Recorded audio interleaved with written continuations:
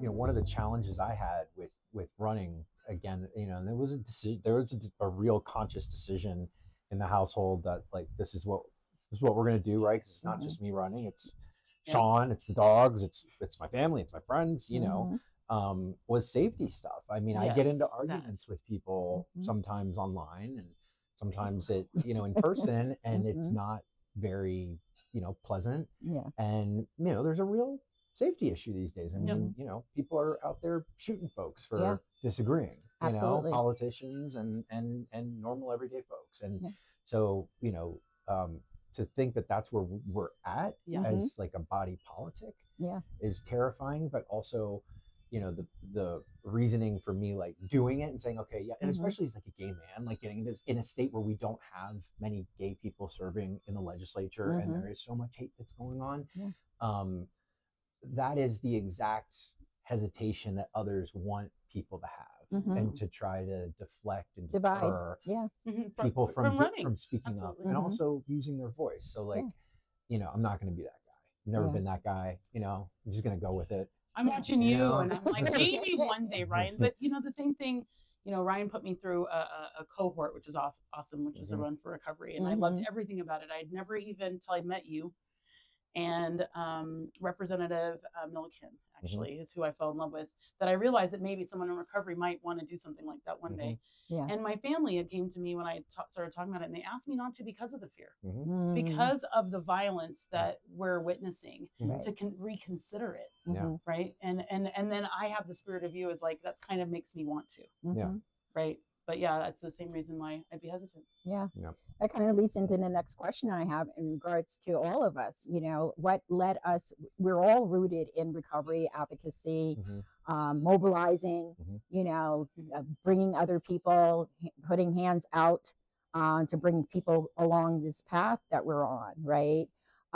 With our lived experience, though, has shaped a lot of that, our lived experience in recovery, but also, does recovery make you more patient or more decisive, or both? It's a great question. I don't know if it makes me more patient or decisive. I certainly know it makes me more kind and tolerant. Tolerance, right?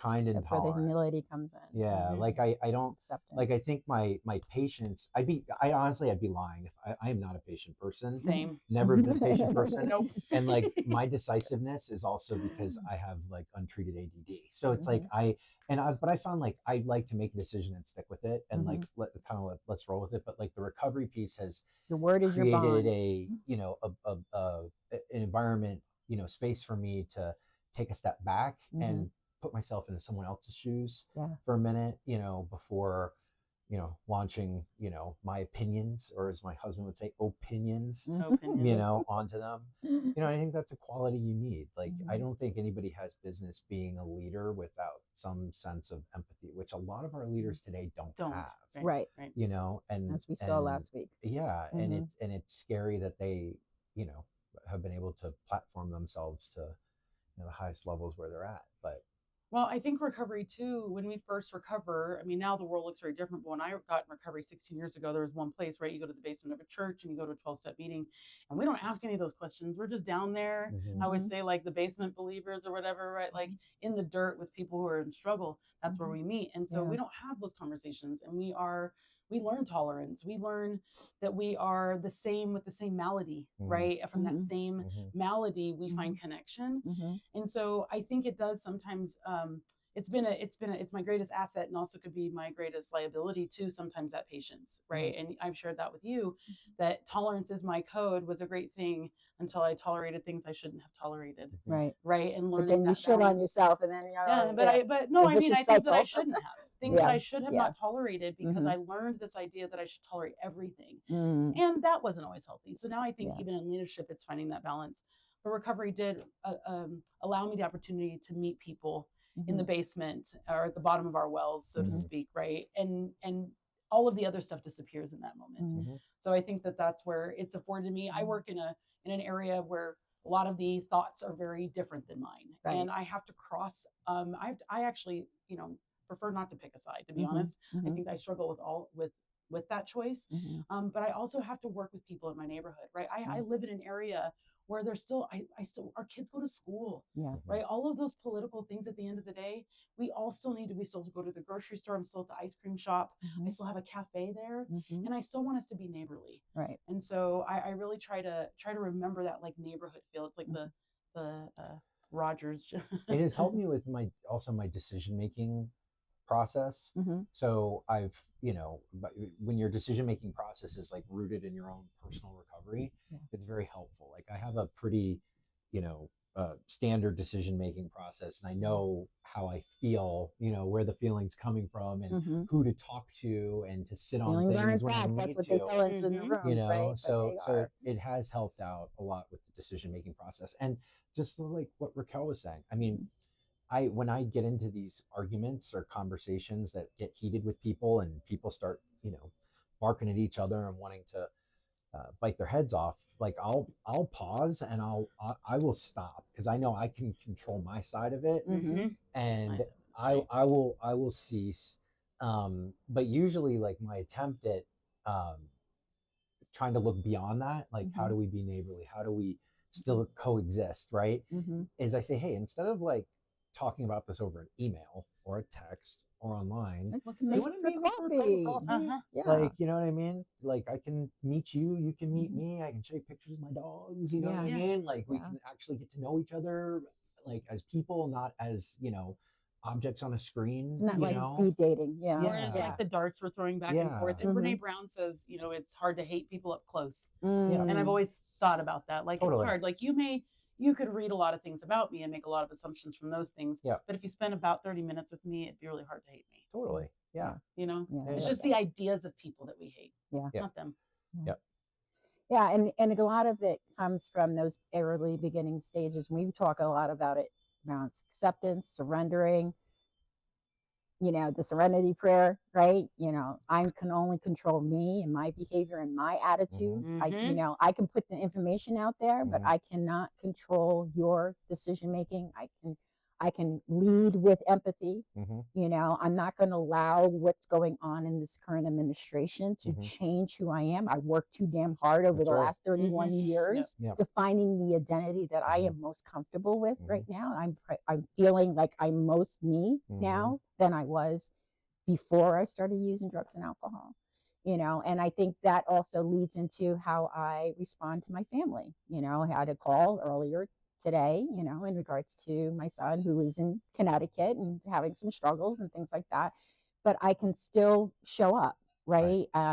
Even though he's my adult son, I can surrender to what's going on, but at the same time, I can just be there and just show. And sometimes that's what all I need to do is just show up, be present. And again, this administration wants us to distract from all of that and put our heads in the sand and like ignore what's going on in door number 2. Yeah. But I think so. On that note, I mean, one of the things I've learned that I learned last campaign cycle, and it's continuing into 2026, is when a lot of the supporters, a lot of folks on the other side, and people that I have frequent arguments with, we talk a lot about our transformations and our traumas, and like we wear this all on our sleeves because that's just kind of who we are, and we've done a lot of healing and whatnot. But a lot of these folks that I have these arguments with didn't just show up like this in a vacuum. It does not excuse behavior, as we know, but at the same time, like, there's a lot of work to be done that goes way beyond politics. I think with folks. Oh, absolutely. A lot of work our personal values really we lead with our personal values, but we do have to wear that professional hat. When we're in those places. Well, recovery gives you an opportunity to go through a process of self that a lot of other modalities, even no matter how you choose that recovery, right, is this reflection and ability to look at oneself and try to figure out what my side of the street is. And I think that I never had experienced that before until I walked into recovery. And I think that also is a great attribute in a leader, is to be able to look at oneself and say, what was my liabilities? Where are my assets? And those are some things that I think I've had a friend who told me once, I wish I was an alcoholic. And I was like, girl, that's a lot. I don't know if I'd wish that on anybody. It was hell. Yeah. But she meant wasn't that she was an alcoholic. What she wanted to be was an alcoholic who had a community of recovery. Right. And what she wanted was, I wish The I same had structure. Yeah. this recovery community where it was okay to look at oneself, where it was okay to be vulnerable with somebody. And I think that that's one of the other things that recovery's taught me. Thank you so much for both. So today's President's Day. Yes. Right. And I was watching one of my favorite folks, Don Lemon. I'm not getting paid for sharing his name, but he was sharing, some information on, President Obama was at a basketball game yesterday and everybody was cheering him on. And then they had our current president next to that with, this the good, the bad, and the ugly. Right. And so reflecting on today, again, it's not like Christmas, we want to celebrate and honor our presidents, our forefathers, so-called forefathers, right? But what does responsible leadership look like right now for you, for the future, now and into the future? Responsible leadership for myself or just in general? Like, what is responsible leadership? Well, as you're running, that's got that leadership. You have your leadership in your personal life. So yeah, give us an example of both, where you are right now, which we've been hearing that, right? But where do you see it going forward? I mean, for me, I feel like the most responsible leadership I can provide to my community is being exactly who I am. And not trying to like sugarcoat that, right? And share, openly and honestly, why I do what I do, what my hopes are, but also what my fears are, and that has been because others, once you kind of find yourself in some sort of leadership capacity, there's a lot of people who want you to be what they want you to be. And there's a lot of pressure to conform oftentimes.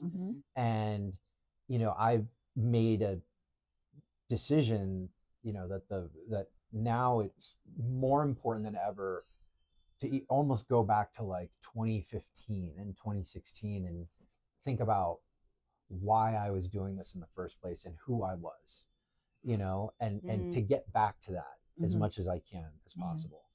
So I think that's for me like the most important thing I can do for my community, and also understanding like some people are going to like it and a lot of people are not going to like it, and that's okay, and I have to be okay with that. And at the end of the day, and also I need everybody, one of the things I try to coach folks through and talk to them about is leadership isn't for everybody. No. And that's not a bad thing. It's not a bad thing. And there's a role that everyone has to play to make this thing work, and to be effective and to be impactful. That's the key word, effective. Yeah, to be effective and to be impactful, and find your place and find your joy within that place.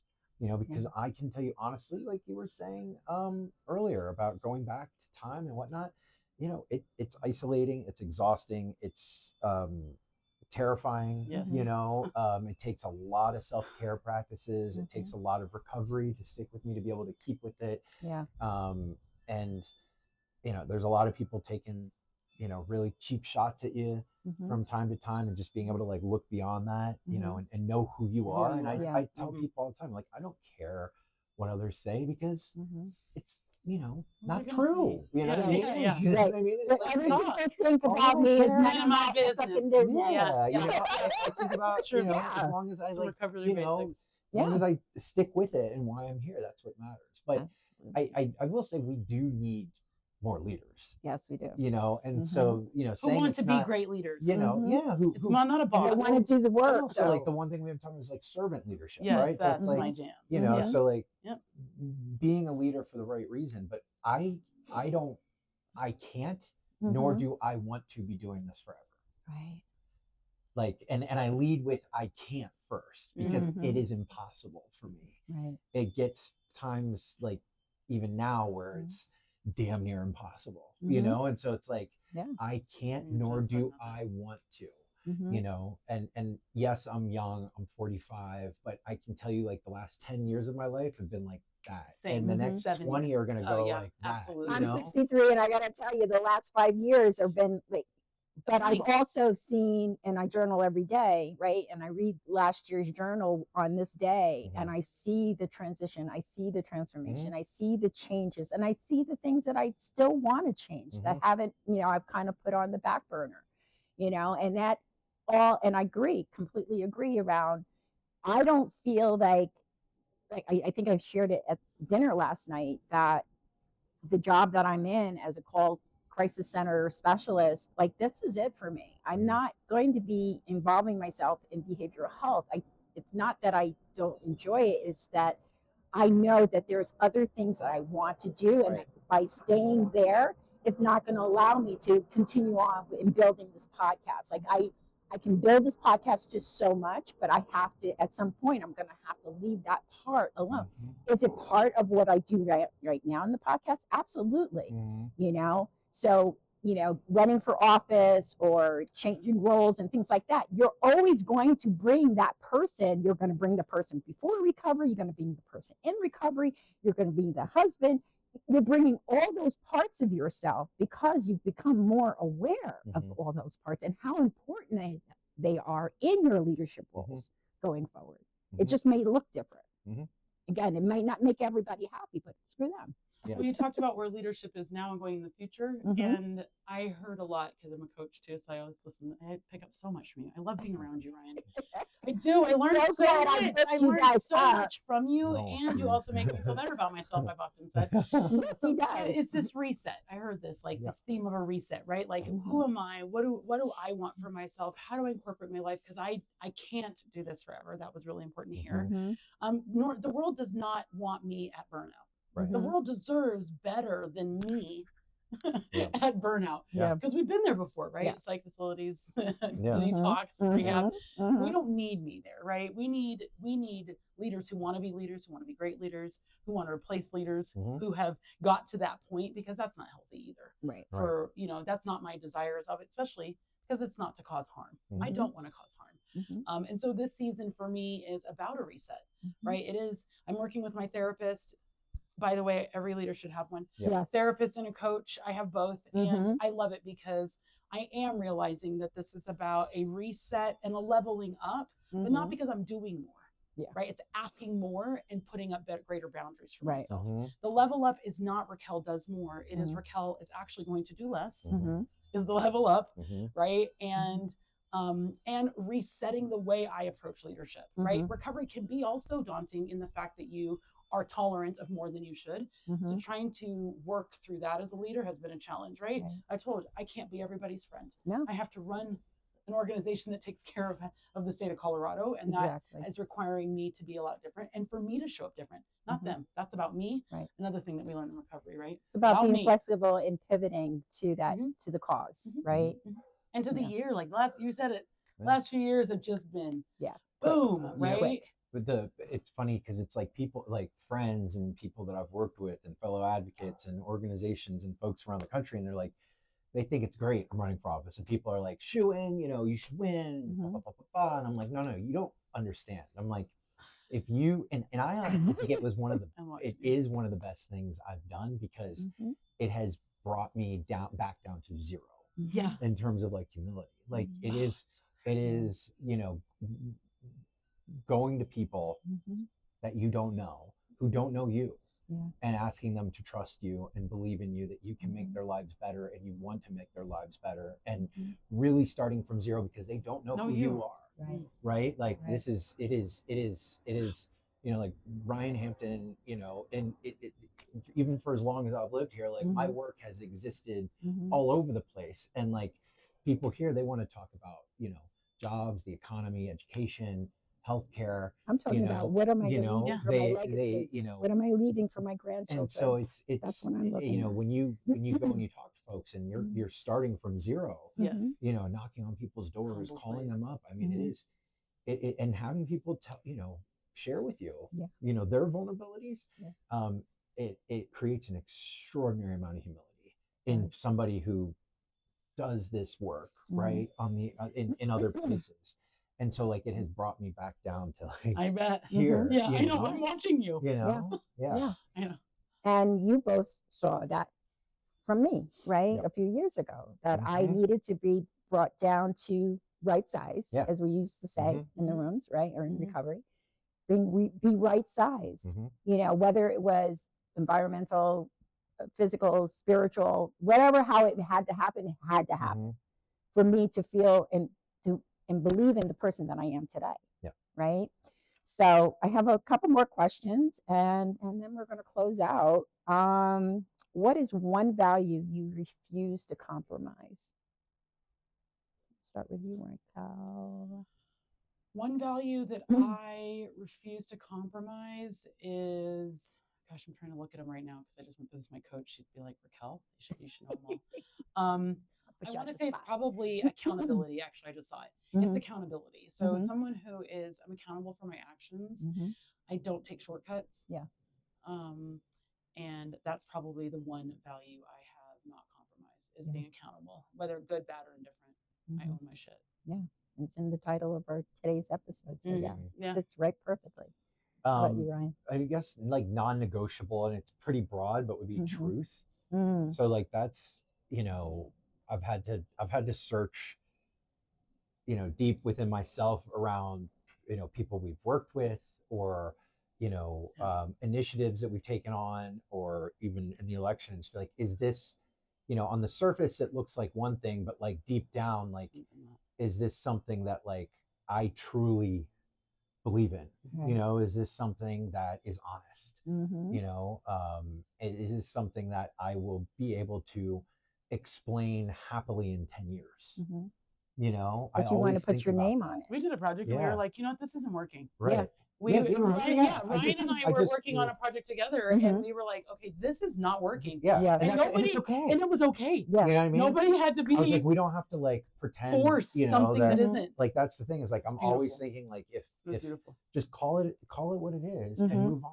You know, and like you don't, and you never should have to be afraid to be true to like your whatever.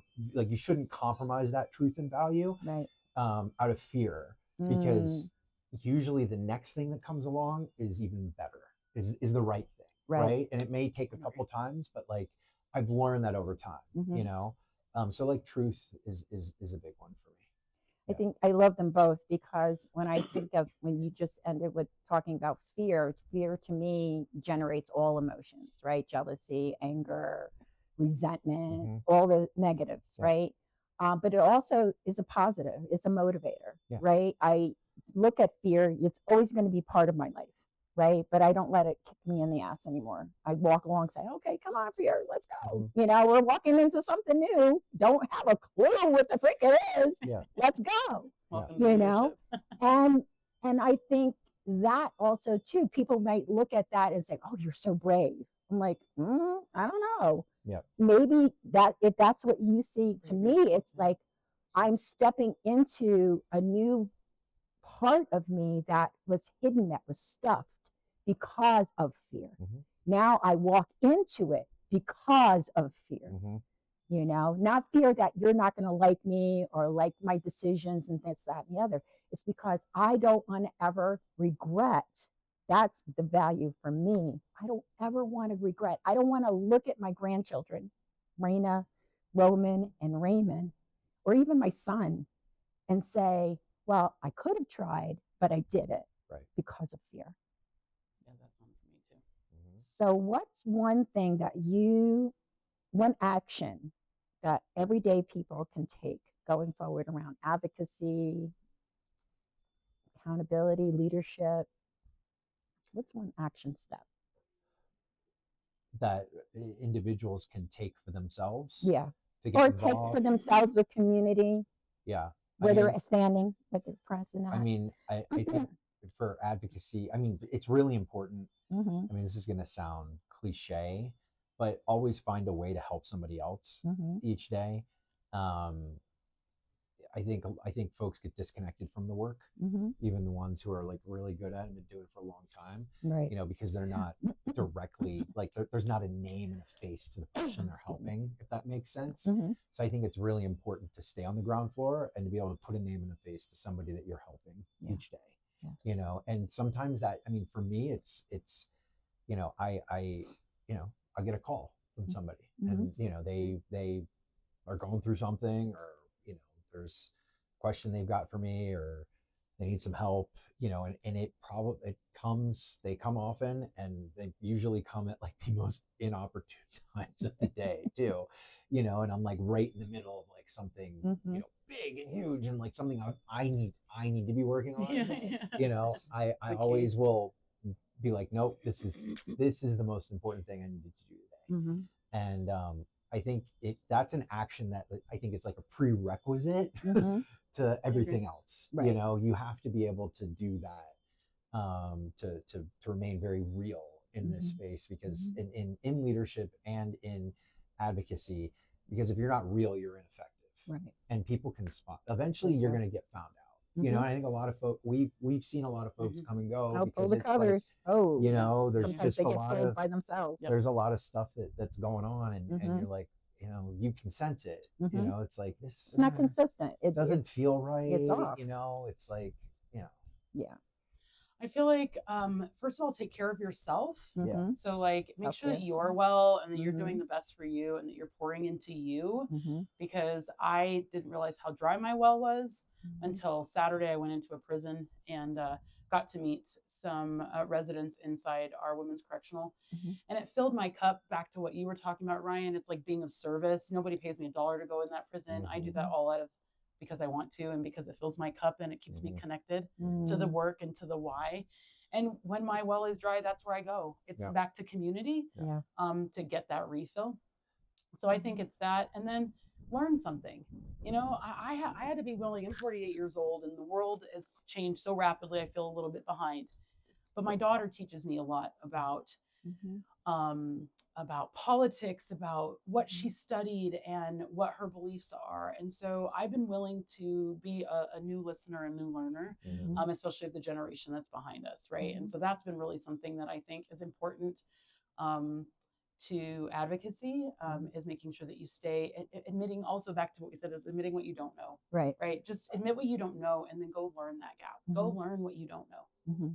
I think a lot of people stop at that point and think, oh, that's a stupid question. I don't want to reach out. I don't want to seem weak if I ask for help, you know, or if I've gotten it wrong or something like that. And I encourage people. I did it with someone on the phone on one of the calls last night or a couple nights ago, because they were saying, well, I have to change everything about me so that I can get X, Y, and Z into my life, you know, and a relationship. And I was there validating, embrace who you are. Fuck everybody else. Embrace who you are. Take that risk. Yes, it is a risk. It's a huge risk. But again, at the end of the day, whose head are you laying on that pillow? You know? And yeah, it's work. It takes practice. We talked about that this morning, you know, practice.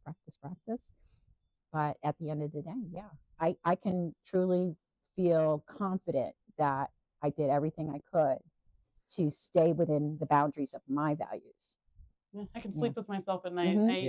I've lived too long a life before recovery to not like to be with myself. I was using substances to escape myself. I didn't like who I was. I was trying to modify that, change that in every shape or form. And this chapter is more about like being okay with who I am and loving myself and embracing that. I don't want to run. I want to be able to sleep with myself at the end of the night. And I go to sleep with a pretty, especially with that accountability clear and conscience. Those values, I get to go to bed with a clear conscience. I'll say one last thing too. And I had this principle, like guiding principle early on, that I learned from somebody else. Actually, they had a hat that used to have this saying on it, and I was like, that's a really great saying.